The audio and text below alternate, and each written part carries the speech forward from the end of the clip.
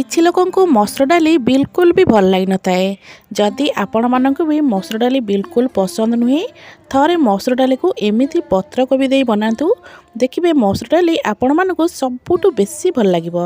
नमस्कार मु रश्मि यूट्यूब रे आपण समस्तंकु स्वागत। आशा करूची आपण मानंकु आज रेसिपी निश्चय पसंद आसीबो।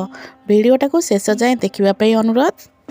एबे चलंतु स्टार्ट करिबा मसुर डाली पत्र कोबीर स्वादिष्ट रेसिपी। आज ये रेसिपी बनाइबा मुझे गोटे पत्रकोबी को एमती छोट छोट खंडरे काटी नहीं। एबे पत्रकोबी देदेबा हाफ चामच भाया लुण ता सहित हाफ चामच हलदी गुंड लुण हलदी गुंड देकी पत्रकोबी को भल भाव में आम ये मिसई नबा।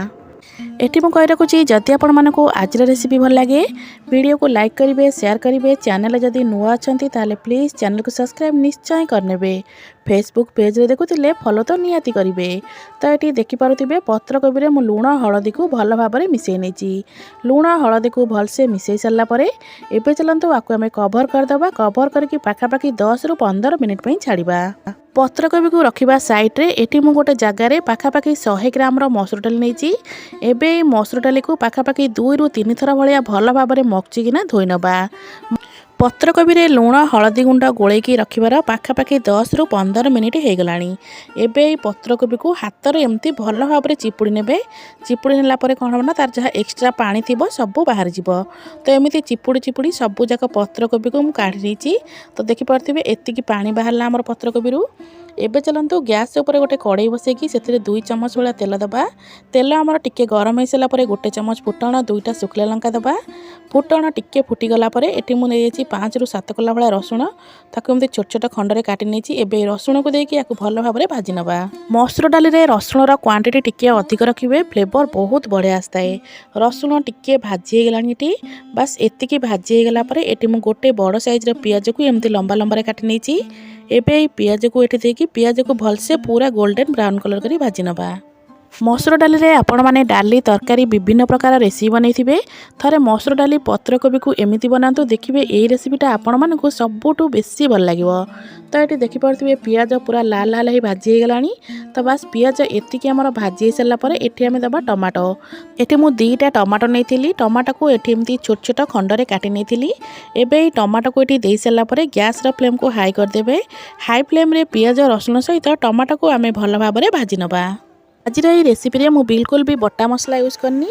आपण माने थरे एमिति पत्रकोबी और मसुर डाली को बनातु देखिबे एटा केते बढ़िया लागुची। तो ये मु टमाटो को भाजीबार पाखापाखि 1 ରୁ 2 मिनिट हो गलानी।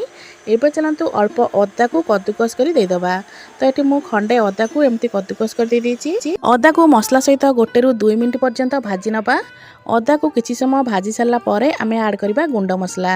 बस ये गुंड मसला अल्प देदबा। गुंड मसला रे मुझे नहीं हाफ चामच भाया जीरा गुंड हाफ चामच धनिया गुंड हाफ चामच हलदी गुंड हाफ चामच राग लंका गुंड हाफ चामच काश्मीरी रेड चिली ता सहित हाफ चामच नहीं चिकेन मसला। सब गुंड मसला दे सारा पर एबे दबा स्वाद अनुसार लुण। लुण देला बेले देखिदेबे कारण आगुरु आमे कोबी रे लुण देथिले। अल्प पानी देकी एबे चलंतु मसला को आमे भल भाव में कसिबा। मसला को कसिला बेले बिल्कुल भी कंजूसी करिवेनी। जेते मसला को भल भाव में कसिबे आपण माने जे कोनोसी तरकारी बनांतु सेटा सेते भल लागिथाय खाइबा पई। हाई फ्लेम रे मसला को एमिति 3 ରୁ 4 मिनिट गोले नबा। तापर याकू आमे कभर करके आउ 5 ରୁ 6 मिनिट पई छाड़िबा। तो मसला को एठी मु 3-4 मिनिट एमती गोले सारा पर एबे चलंतु आकू कभर करनबा। कभर करके 5 ରୁ 6 मिनिट पई छाड़िबा। 5 ରୁ 6 मिनिट पर एबे चलंतु कभर काढ़िबा। तो ये देखि पारथिबे मसलाटा बहुत भल भाव में कषि गलानी। मसला रू तेल सब हमर अलका गलानी। बास्ना मध्य बहुत बढ़िया आछि। तो मसलार कलर देखि पारथिबे केते सुंदर देखा जाउची। मसलाटा देखिया पई जेतिकी सुंदर लागुची ना आज रे तरकारीटा खाइबा पई मध्य सेतिकी बढ़िया लागिवो। तो मसला ये आमर बेस भल भाव में हो गला एटी मुझे देदे 1 चामच भाया गरम मसला दे सारा पर आउ थे आपको आम टिके एपट सेपट कर गोल नबा।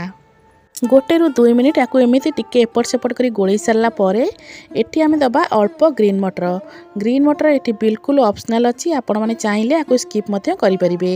जेहेतु एबे पूरा फ्रेश मटर मिलूँ तो ये मुझे अल्प मटर नहीं। मटर अल्प देले तरकारीटा खाइबापी बहुत बढ़िया लगी थाए।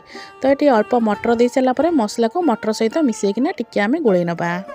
मसला को एठी कषिबार पाखापाखि 7 ରୁ 8 मिनिट भाया आमर हो गलानी।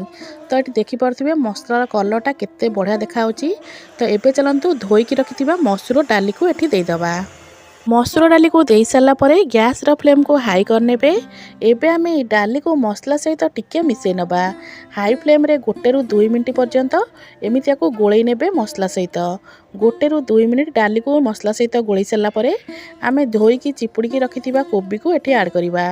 तो कोबी को दे सारा पर गैस फ्लेम को सेमती ही हाई रखिथे। हाई फ्लेम रे एबे चलतु मसला डाली कोबी सबको भल भाव में आम गोलई नबा। हाई फ्लेम रे 3 ରୁ 4 मिनिट पर्यंत मसला सहित कोबी को एमती कषिबा। तो 3-4 मिनिट कोबी को भल भाव में कषि सारा पर एबे आम ए पानी ऐड करवा। ए बिल्कुल अल्प पानी देबे, बेसी पानी जमा भी देबेनी। एटा को आम पूरा जुकजुकिया कर बनइबा। गोटे छोट बाउल में मुझे अधा बाउल भाया पानी देइथिली। एबे को पानी दे सारा पर भल भाव में टिके गोलई नबा। तापर को कवर करनबा। गैस फ्लेम को बिल्कुल लो करनबा। 10 ରୁ 12 मिनिट पई आको छाड़िबा। 10 ରୁ 12 मिनिट पर एबे चलंतु कवर काढ़िबा। तो ये देखिपे डाली आमर सब भल भाव में सीझी गलानी। तो मुझे टिके डाली को हाथ में नहीं आपण मानक देखौची।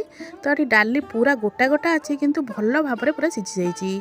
तो ये चलतु मुझे गोटे डाली को आपण मानक देखौची। तो डाली ये भल भाव में सीझी कि नहीं आपण मैंने जानीपारे।